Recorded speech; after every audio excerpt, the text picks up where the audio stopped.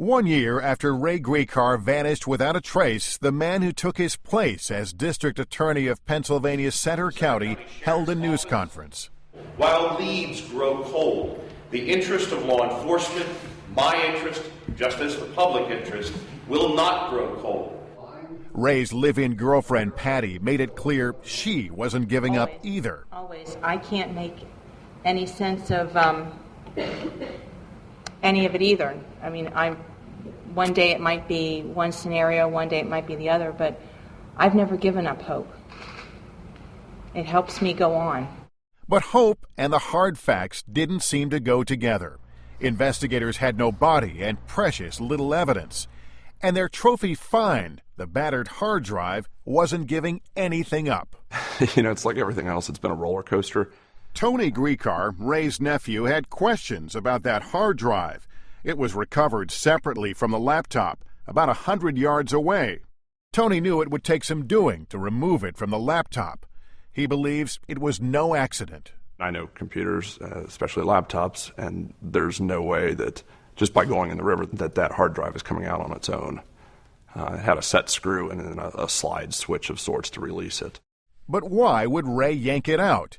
Investigators had learned that before he disappeared, Ray was asking around the office about how to erase a hard drive. And on internet searches at home, he was asking how to wreck a hard drive. But Ray's friend and fellow DA Bob Buhner says there could be a simple explanation for that. As I'm ending my career now, frankly, I'm thinking about the same thing. I got lots of stuff on that hard drive. Yeah, I'd probably like to get rid of it. I don't have any need for it.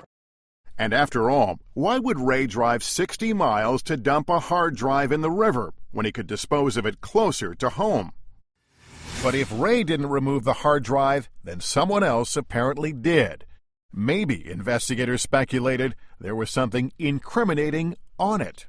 You'd really like to know what's on that hard drive. We think that that hard drive had information on there that would maybe lead us to one of the theories. A reason why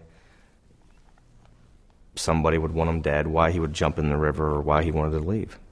3 theories. That's what investigators were left with to explain what happened to Ray Gricar. Does your department lean in any particular direction? No, actually we don't. And it's hard because we all have our personal thoughts on the case. Everyone who's ever looked at the case has their own theory, personal theory, how crazy it might be. One theory is that Ray disappeared because he wanted to. He simply walked away. If so, that would require serious planning. NBC News consultant Yolanda McClary. Money would have to move, arrangements would have to be made. You'd have to be a pretty sharp cookie to hide that kind of a plotting, wouldn't you? Whatever happened here is well planned out. By somebody. By somebody, whether it's Ray or somebody else. But financial investigators from the FBI could find no evidence that Ray was planning to move money. There was nothing to indicate that Ray was planning to walk out of his very successful life. Here's even the biggest thing. What is the motive behind that? Why would you just walk away from your life? Anybody. I mean, he was close to his daughter. He had a girlfriend that he had no issues with. What is this all based on? Here was a case, he was planning retirement, planning travel after retirement. So does that make that even less likely that someone would set all this into motion and then just disappear? I find it less likely, yes. And nobody sees any signs of this. It doesn't make sense. It doesn't make sense in his life. Tony Gricar agrees. There's no path that the investigators have gone down where they can say, oh, yeah, this is why it walked away. If Ray Gricar didn't walk away and assume a new identity, did he commit suicide like his brother? This is a man that loved his daughter, loved his girlfriend. Does it make sense that he would take his own life and not leave some sort of explanation, a message to them? I would say no. It makes no sense to me. And without a body, there's no way to be sure. That leaves one last theory: murder. Investigator Daryl Zagani says that as a prosecutor, Gricar had put some dangerous people behind bars. Who knows who got out of jail 20 years ago that's still holding a grudge against Ray? Someone who may have wanted to get the straight arrow DA out of the way. Someone who may have lured Ray into a trap.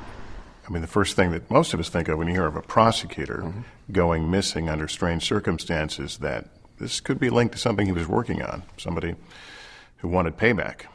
Sure. To me, that would be the most plausible thing.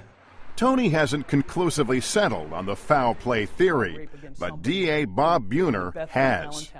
I've always felt, maybe not initially, but I always felt several months later when all the facts started coming out that the only conclusion left was foul play. And that's an awful thing to imagine. It's the one thing I didn't want to think of. But if it was foul play, there were no credible suspects. And so over time, the Ray Gricar case went cold.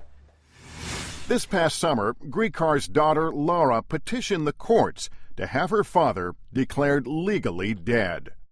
That's where things stood until a few short weeks ago, when the case of the missing DA came roaring back to life.